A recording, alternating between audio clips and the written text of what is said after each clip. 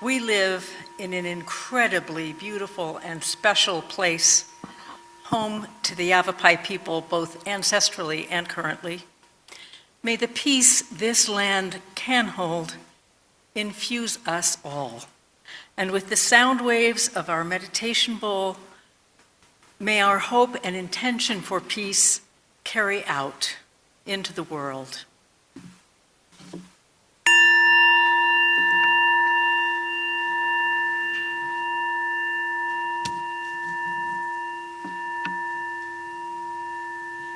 Good morning.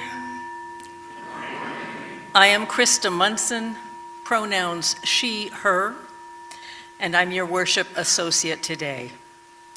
This morning, we have the privilege of a message from the Reverend DeAnne DeVaul.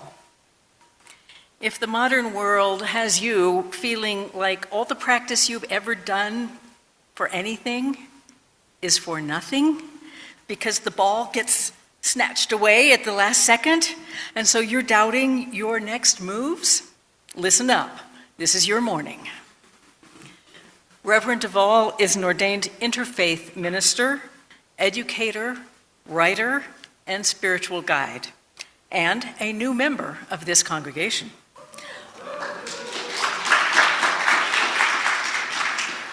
Our minister, the Reverend Michelle LaGrave, is off today. Lena. No, not Lena, Martin.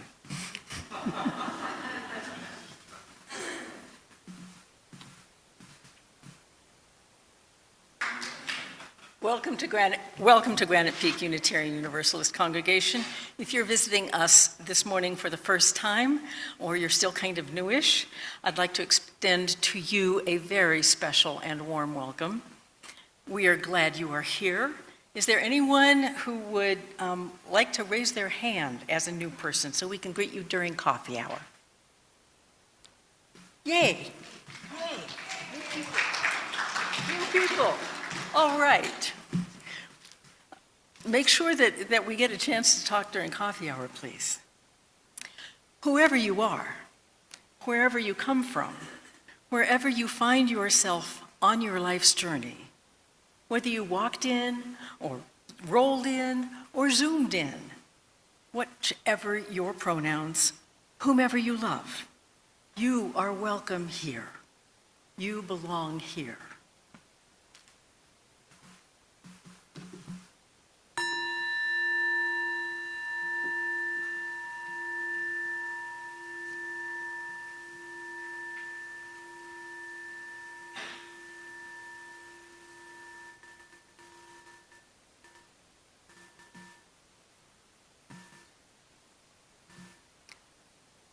Together with other Unitarian Universalist congregations across the continent, we begin our service in the tradition of lighting a chalice.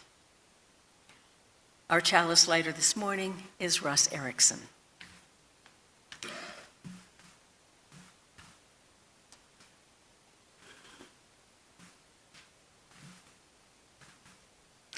We gather to celebrate each other and for support of each other, even when everything is going south.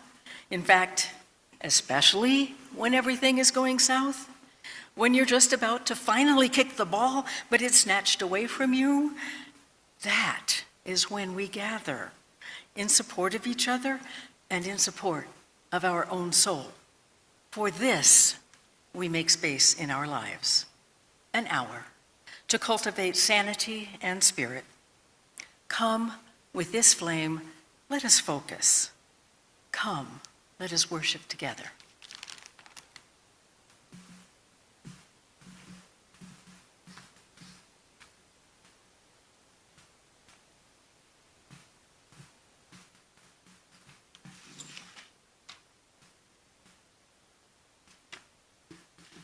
Good morning, new friends. Surprise. Today, I invite you to reflect on one simple word: hope. Hope is not pretending that everything is fine.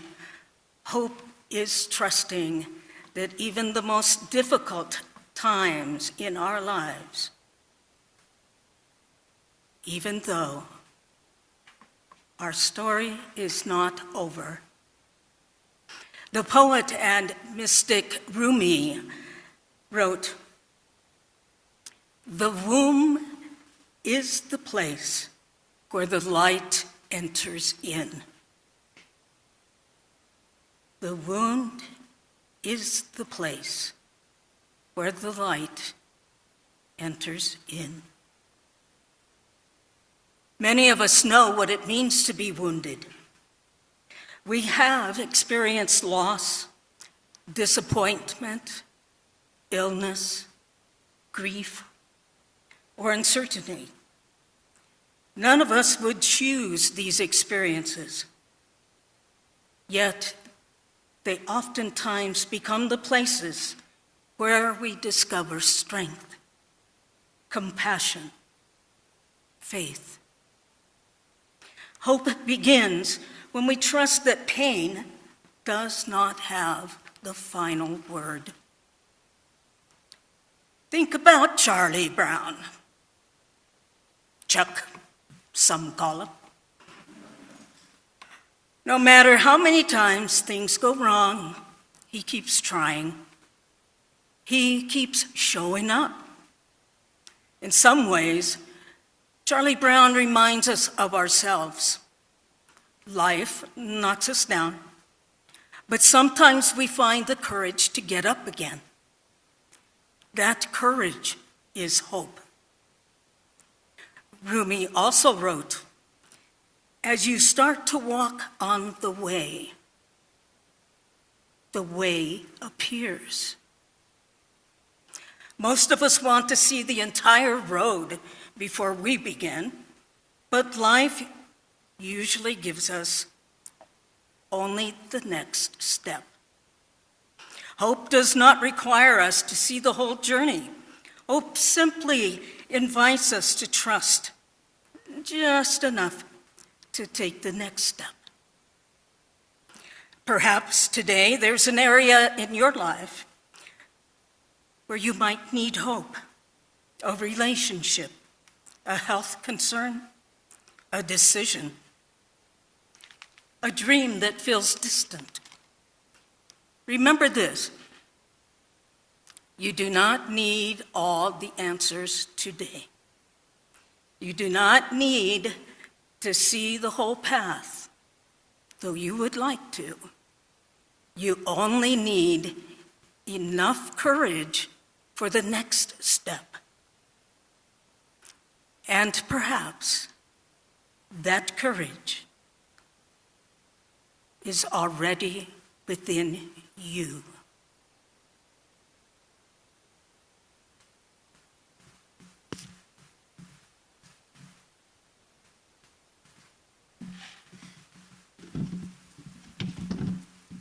Our first hymn is in the Teal hymnal, number 1021. And it will also be on the screen. Please rise in body or spirit as you're able.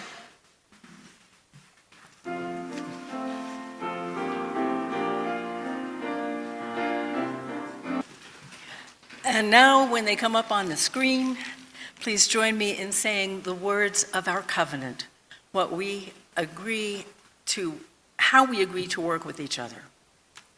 Love is the doctrine of this congregation, the quest for truth, its sacrament, and service, its prayer. To dwell together in peace, to seek knowledge in freedom, to serve others in community. Thus do we covenant together. Now is the time in our service when we prepare to receive the offering. As we do so, let's embrace that feeling of connection and community that we have when we gather here each week. Let's remember that this congregation and its programs are supported not by the government, like in Europe, but supported by your generosity. In addition, we give back to the greater community through the Seeds of Support program, and this month's recipient for that is the Museum of Indigenous People. We heard from its director just a few weeks ago. Each Sunday, half of what we collect here is designated for the Seeds of Support program. And if you want the whole of your offering to go, write that in the memo line of your check. You can also give online if you have the QR code. We'll get you that. Or you can visit our website at prescottuu.org. And the ushers will now collect the offering.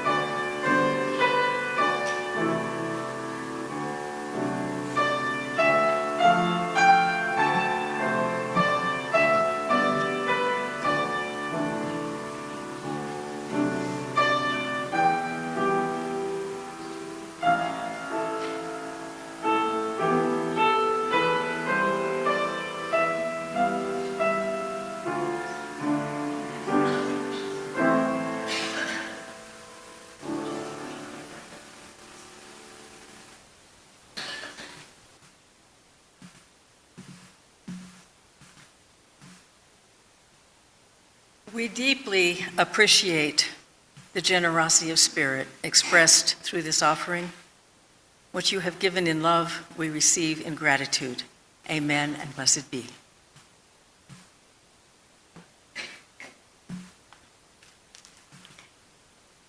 Beloved community is at the very heart of Granite Peak Unitarian Universalist Congregation.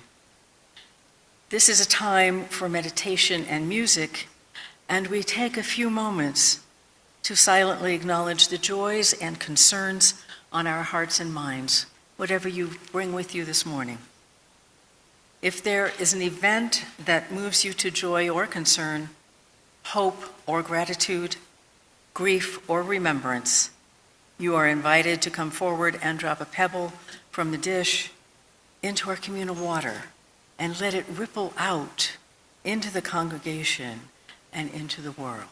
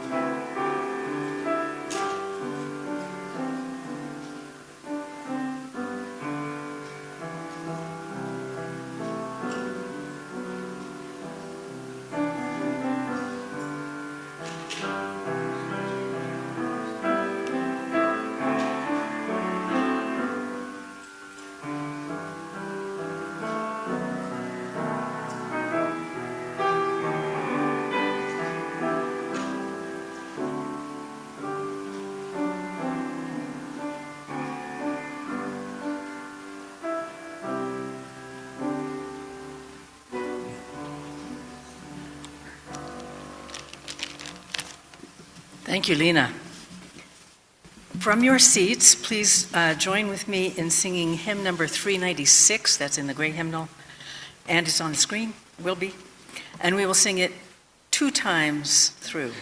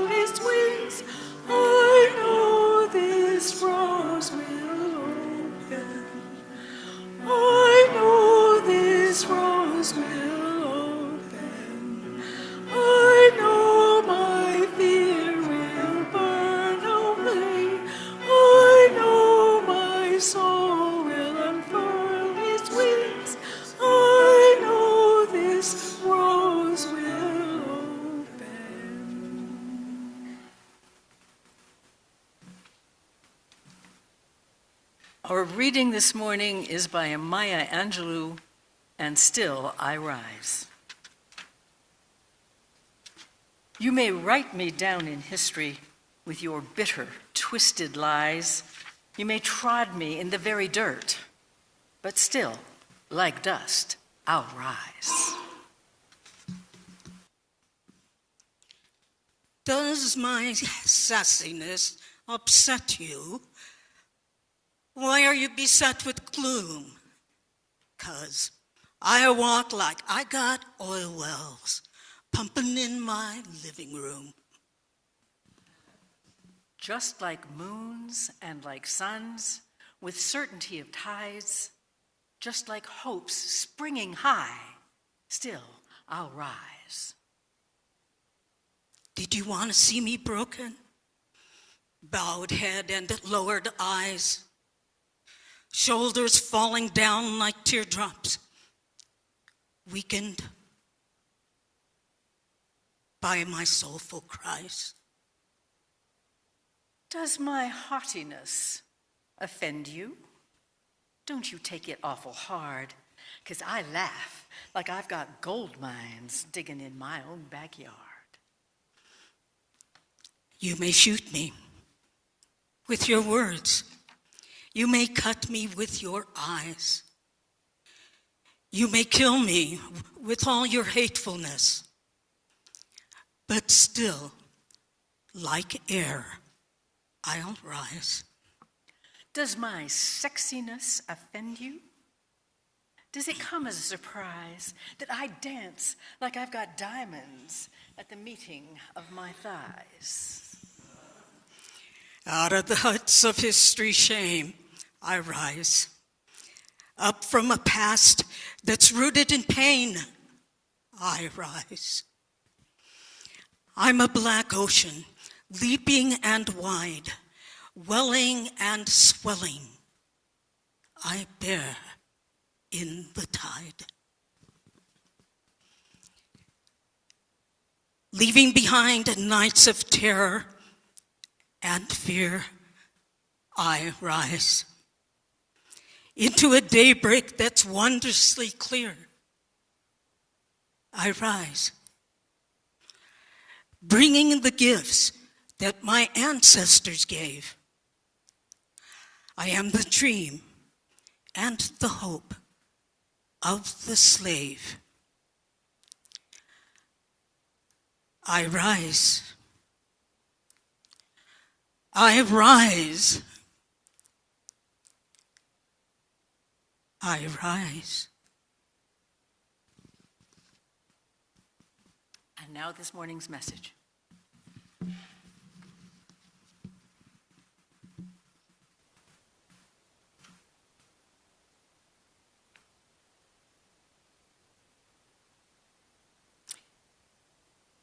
I couldn't think of what to name this. Charlie Brown Revisited? In my mind, I hadn't seen reruns for a while.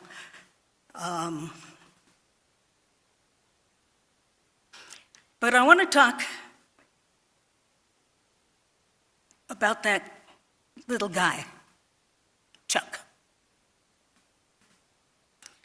Now, Charlie Brown is just a cartoon character, right? He's not rich. He's not famous. He's not a superhero. He doesn't have all the answers. In fact, most of the time, Charlie is confused, discouraged, worried, and disappointed. And yet, somehow, generation after generation keeps coming back to him. Why? Because Charlie Brown is us.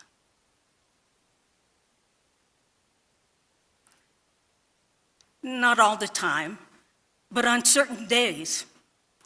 The days when we're trying our best and things just don't work out.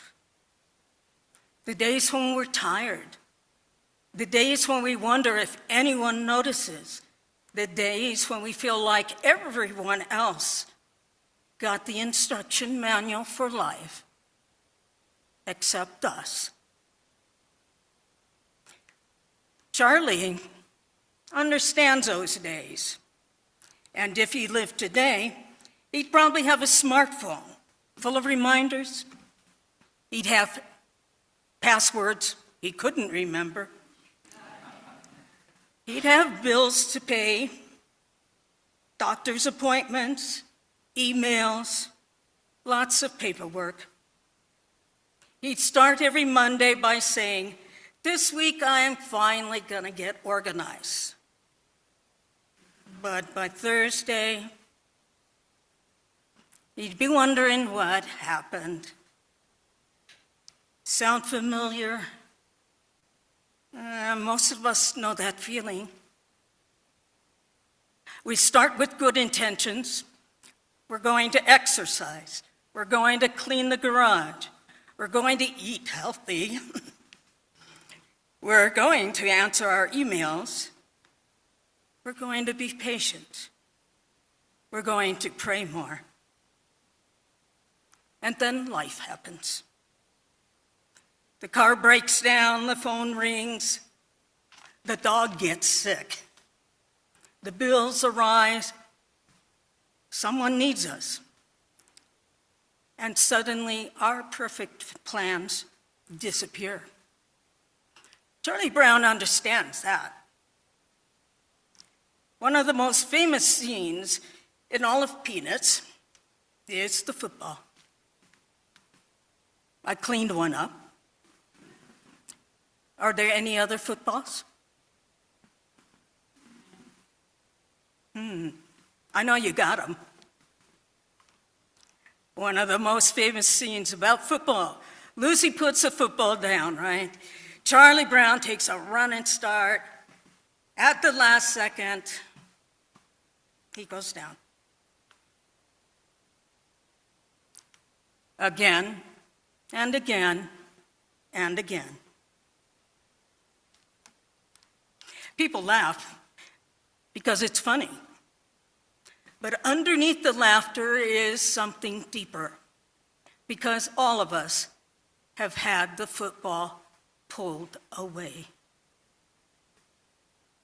Maybe it was that job that didn't work out, a relationship that ended, a dream that fell apart, a promise someone didn't keep, a prayer that seemed unanswered, a door that suddenly closes.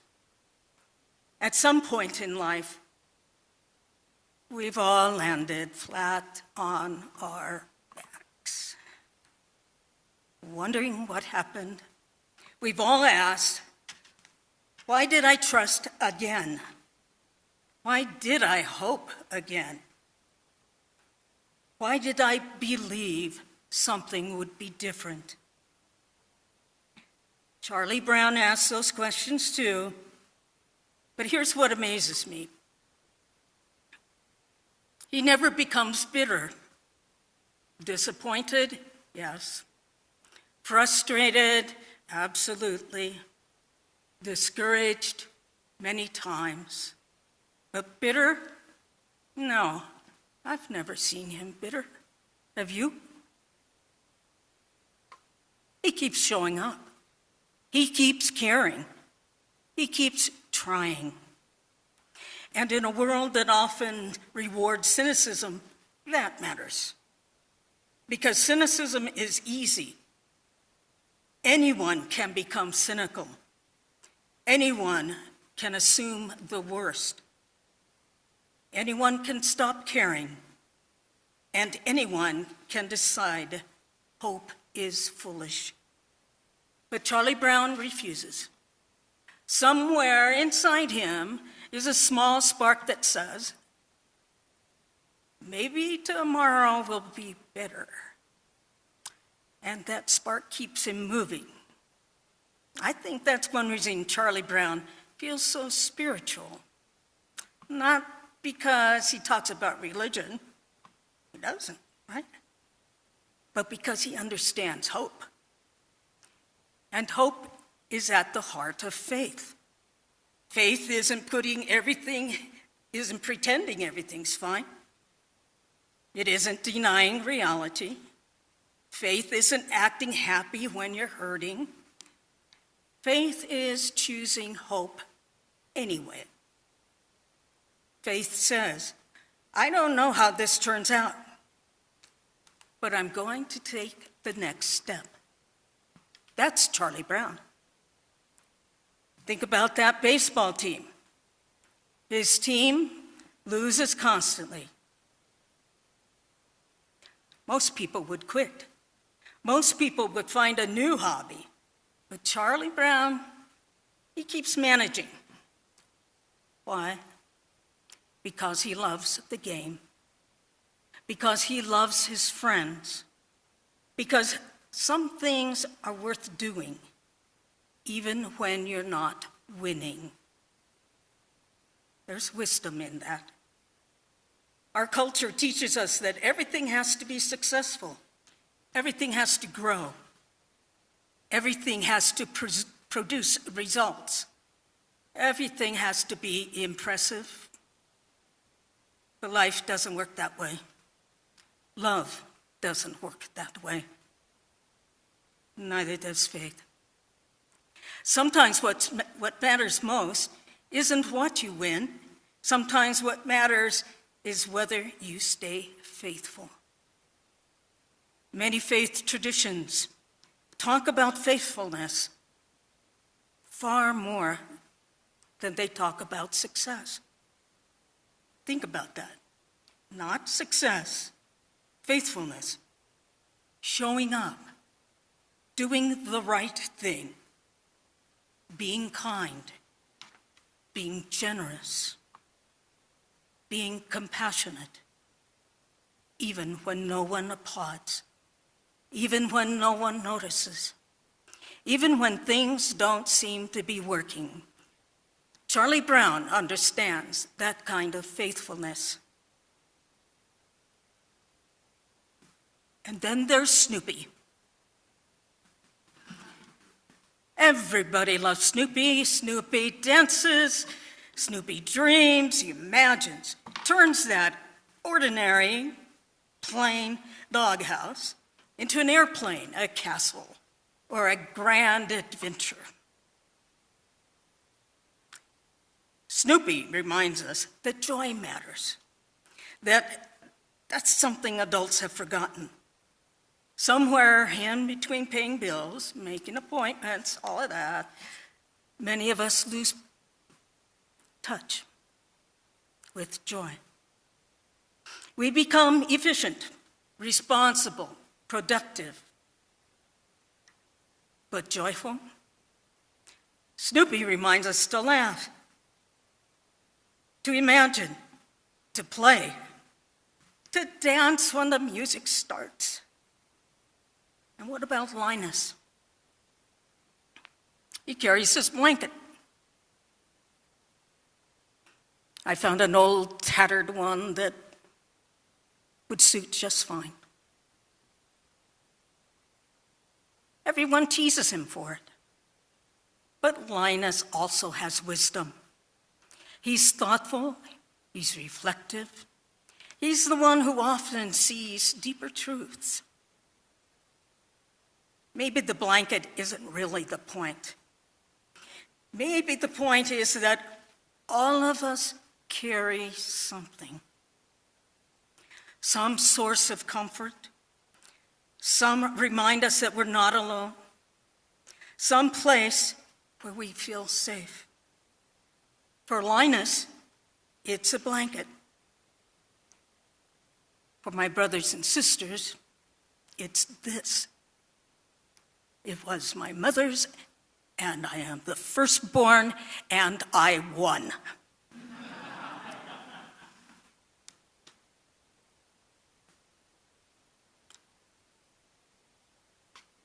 For some, it might be prayer, music, friends, family, a favorite chair, a pet, a familiar hymn or tune or song or from back when.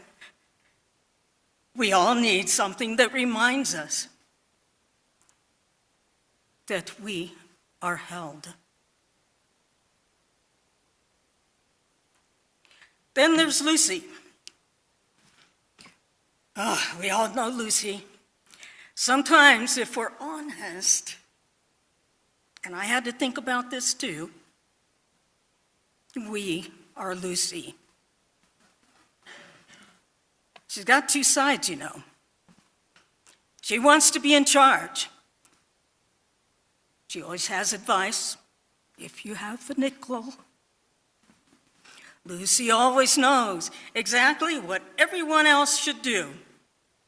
She has confidence for days, but underneath all that confidence, Lucy is just as human as the rest of us. And that's another lesson. The people who seem strongest often have struggles we can't see. The people who look like they've had it all together don't. Everyone carries something. Everyone. One of my favorite Charlie Brown moments is the Christmas story. Here comes the blanket again, right? Charlie Brown looks around and sees commercialism, stress and confusion. Nothing seems right. It feels too noisy and rushed and fake. And he asks a question many of us still ask. What is this all about? It's not just a Christmas question. It's a life question. Why are we here? What matters? What really lasts? What is worth giving our lives to? Those are holy questions. And maybe Charlie Brown's greatest gift is that he keeps asking them. He doesn't pretend to know everything. He doesn't have all the answers. He's searching, learning, growing, trying. That's where many of us are as well. Still learning, still growing, still trying. The world often tells us that our value comes from achievement, popularity, wealth, success, appearances. But the deeper spiritual truth is different. Our value doesn't come from what we accomplish. Our value comes from who we are, down to the core. Beloved, first, are beloved. Worthy and enough. Not because we earned it, not because we're perfect, but because we're human, because we belong. I think Charlie Brown spends most of his life trying to discover that truth. And maybe we do too. We keep looking for proof that we're enough, proof that we matter, proof that we're loved. Meanwhile, grace keeps whispering, you already are.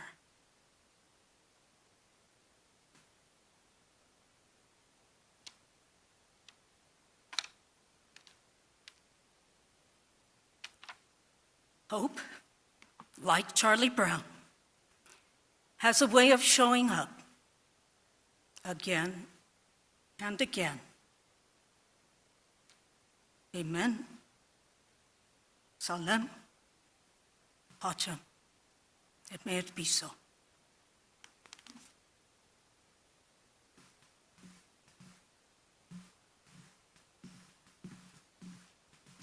Okay, our closing song is not a hymn, it's a song.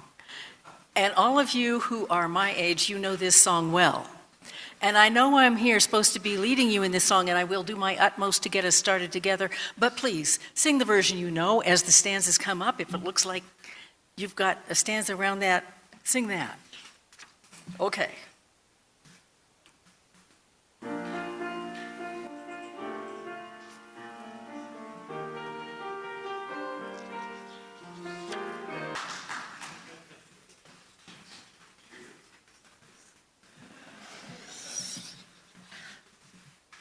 And another word. A wise Jewish man, Martin Buber, his insight is all real living is meeting. He's concerned about a community, a place where we meet. He wrote, "The world is not comprehensible, but it is embraceable through the embracing of one human being."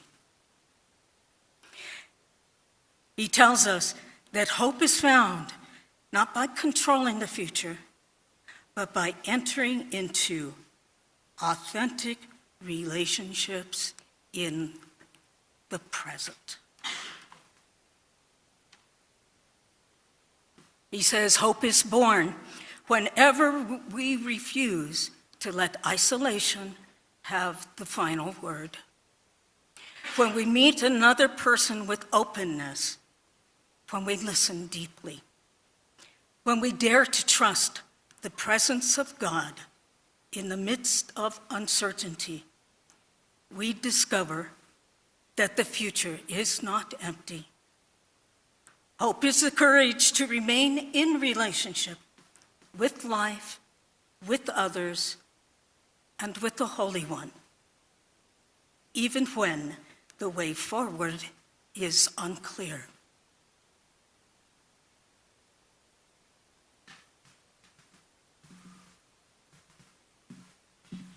And now we need Russ's help again.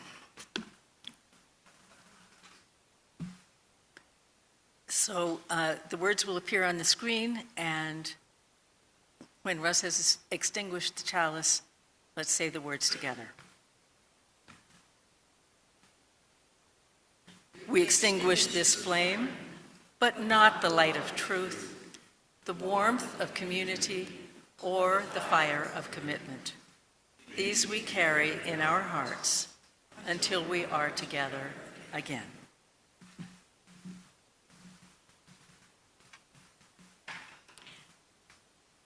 Loving God and loving presence, known by many names,